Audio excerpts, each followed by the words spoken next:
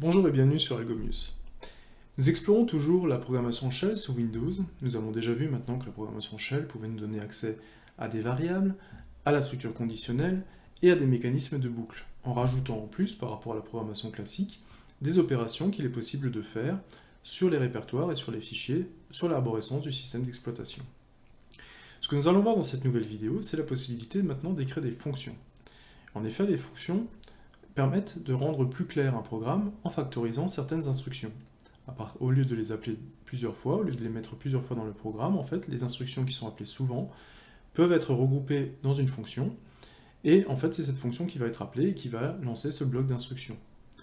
L'intérêt d'une fonction, c'est justement de ne pas dupliquer le code, et ça permet justement, le jour où vous avez une modification à faire, que la modification soit à faire à un seul endroit, et que vous n'ayez pas à récupérer tout le code et à chercher où est-ce qu'il faut faire la modification. Donc encore une fois, le fait d'utiliser des fonctions en script shell va nous montrer que le script shell est vraiment un langage de programmation complet et on peut vraiment tout faire avec. Voyons comment fonctionne ce mécanisme de fonction dans un script shell sous Windows. Donc finalement, ça va se rapprocher de quelque chose que vous avez déjà vu dans les autres langages de programmation. Une fonction en langage de programmation, qu'est-ce qu'elle va faire? Elle va isoler un bout de code, elle va pouvoir utiliser des paramètres pour montrer ce que fait, pour pouvoir orienter ce que fait ce code, et elle a la possibilité de vous donner une valeur de retour. Voilà un peu le principe de base d'une fonction. Et bien nous allons voir que tous ces mécanismes peuvent être utilisés en script shell.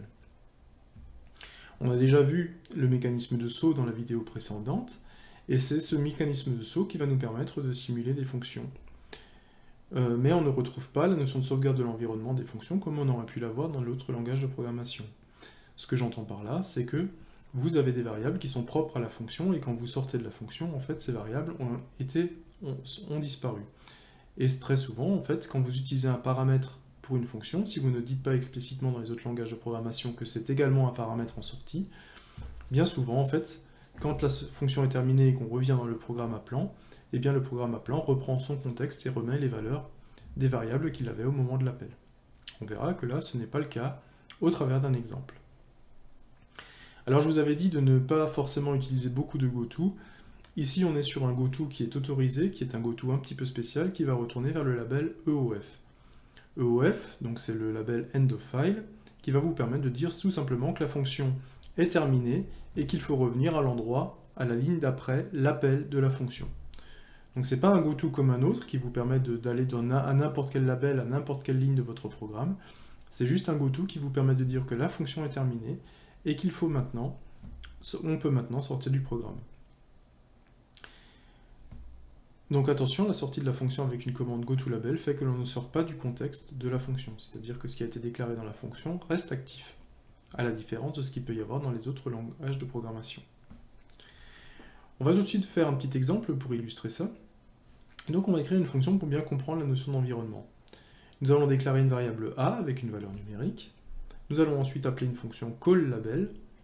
Cette fonction va modifier la valeur de la variable numérique et l'afficher, puis nous sortirons de la fonction avec la commande EOF grâce au dépilement de contexte. Enfin, nous afficherons la valeur de la variable dans le programme principal. Ce petit programme va nous permettre de suivre une variable à travers une fonction, de revenir dans le programme principal, et nous allons voir en fait quels sont les impacts de la modification de la valeur sur cette variable dans les différents stades de notre programme. Donc je vous propose de reprendre directement notre éditeur, Notepad++, pour écrire notre fonction. Je vais l'appeler fonction.bat. On va reprendre les petites usages de faire. Donc quelle est l'idée là-dedans? C'est qu'on va écrire, on va déclarer une variable, donc mavar, et je vais lui donner une valeur 5. Je utilise le /a pour dire que cette variable est numérique, et donc je pourrais faire du calcul avec, même si là, pour l'instant, c'est pas mon but. Qu'est-ce que je veux faire ensuite? C'est que je vais créer une fonction qui va être introduite par un label. Donc là, j'ai ma fonction qui va être le début de ma fonction, et je vais permettre de sortir de ma fonction par un goToEOF qui dit simplement, en fait, ma fonction est terminée, il faut passer à la suite.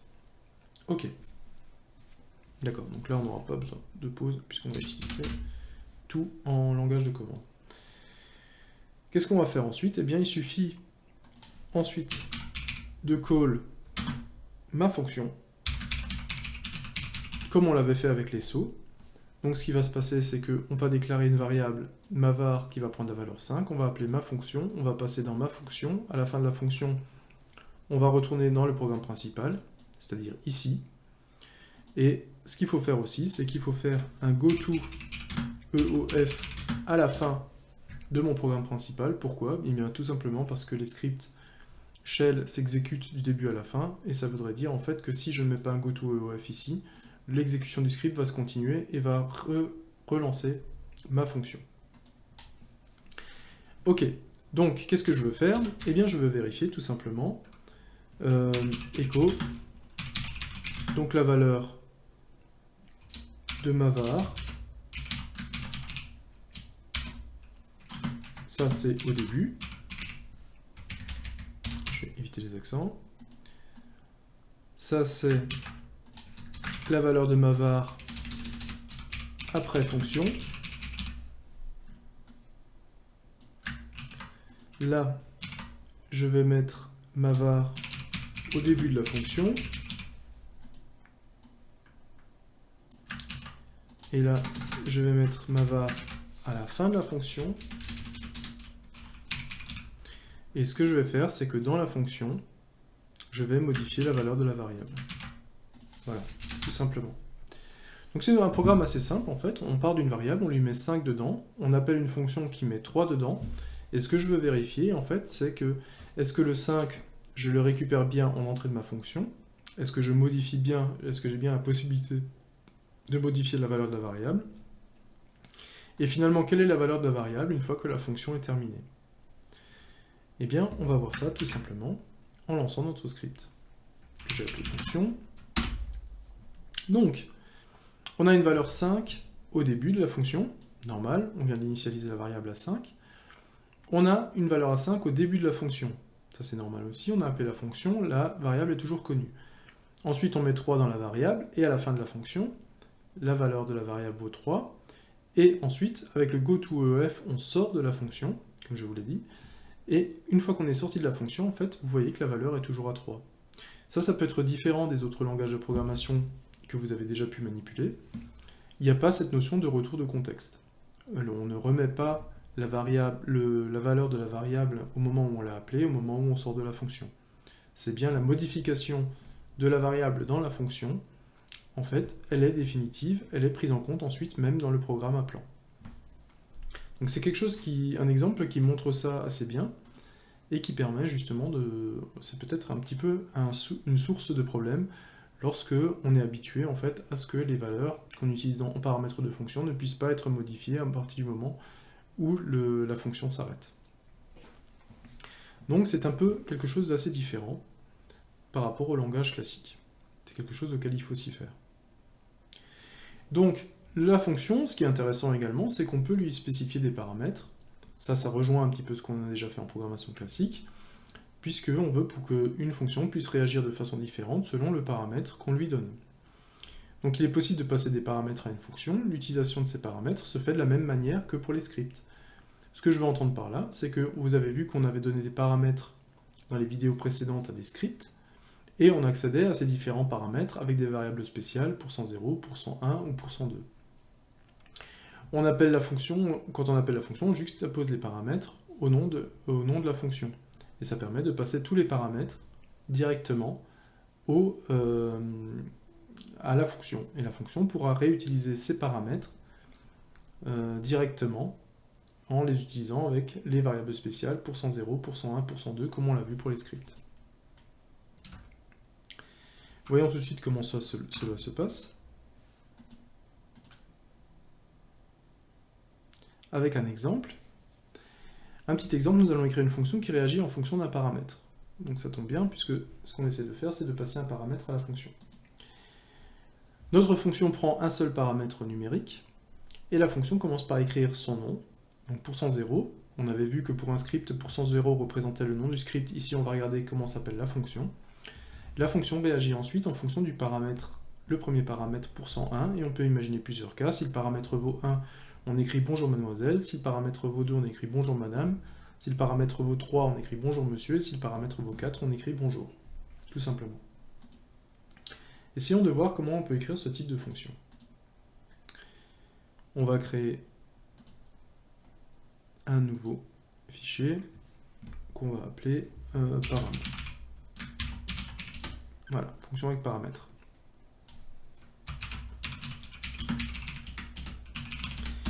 Alors, qu'est-ce qu'on va faire là, dans cette fonction? Eh bien, tout simplement, on va commencer par écrire ma fonction, qui, on va l'appeler fonction salutation. Voilà. On a une fonction salutation. Que fait cette fonction salutation? Elle dit d'abord echo, je suis la fonction, et on va écrire %0, qui est la variable spéciale pour le passage des paramètres et qui va contenir le nom de la fonction. Normalement, %0 devrait contenir dans la fonction salutation. On va voir si ça marche. On n'oublie pas de faire un goToEOF qui va nous permettre de sortir de la fonction, et on n'oublie pas de faire un goToEOF à ce niveau-là, pour ne pas que le script, une fois arrivé à la fin, repasse dans la fonction. On va appeler notre fonction call, qui fait le débranchement vers ma fonction salutation. Voilà, on a tout qui est en place. Maintenant, il suffit de voir ce que nous demande l'énoncé. Si le paramètre qui est passé en paramètre vaut 1, on écrit bonjour mademoiselle. Si on écrit bonjour madame pour un paramètre 2, un paramètre 3, bonjour monsieur, et un paramètre 4, bonjour tout simplement. Ce qui va nous faire réutiliser la structure en if. Et donc on va voir, donc si...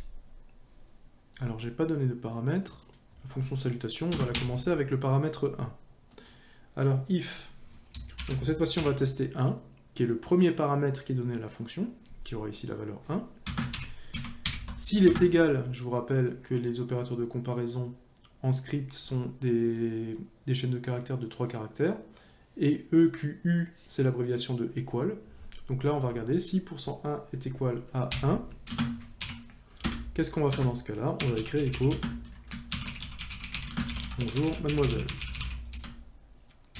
On termine notre bloc. Sinon, si %1 est égal à 2, on va écrire bonjour madame. On va écrire un else if si toujours notre argument 1 est égal à 3, on va écrire echo bonjour monsieur. Donc ça pourrait être typiquement une fonction qui reprend l'entête d'un courrier en fonction de la civilité de la personne à laquelle on va écrire. Et là, on écrit tout simplement bonjour, on peut estimer qu'on n'a pas d'informations sur la personne. Voilà. Donc, on a bien pris soin de fermer tous les blocs qu'on avait ouverts. Celui-là se termine là, là, là. Ça, on peut vérifier. D'accord. Donc, cette fonction vérifie le paramètre. Essayons de voir. J'ai utilisé un paramètre qui vaut 1, donc normalement, il devrait me dire bonjour mademoiselle. Voyons voir si tout marche correctement. Je l'ai appelé param. Ok, je suis la fonction salutation et je dis bonjour mademoiselle. D'accord? Essayons de voir avec 3.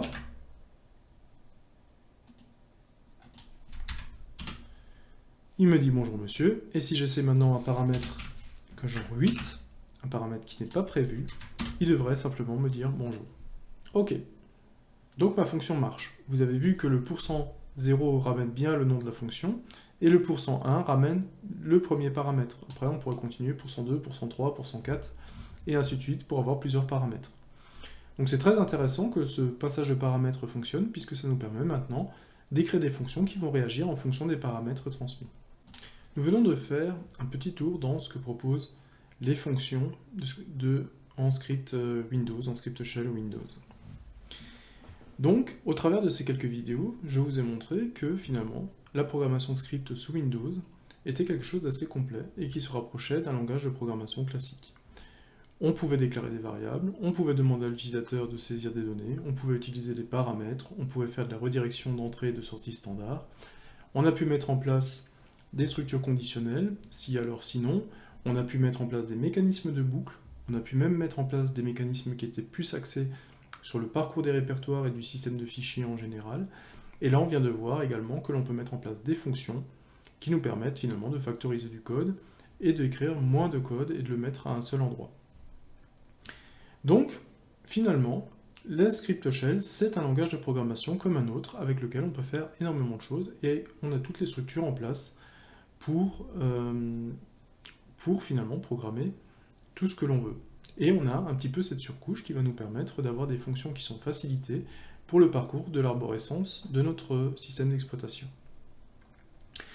Donc, une série qui se termine ici pour cette introduction de la programmation shell sous Windows.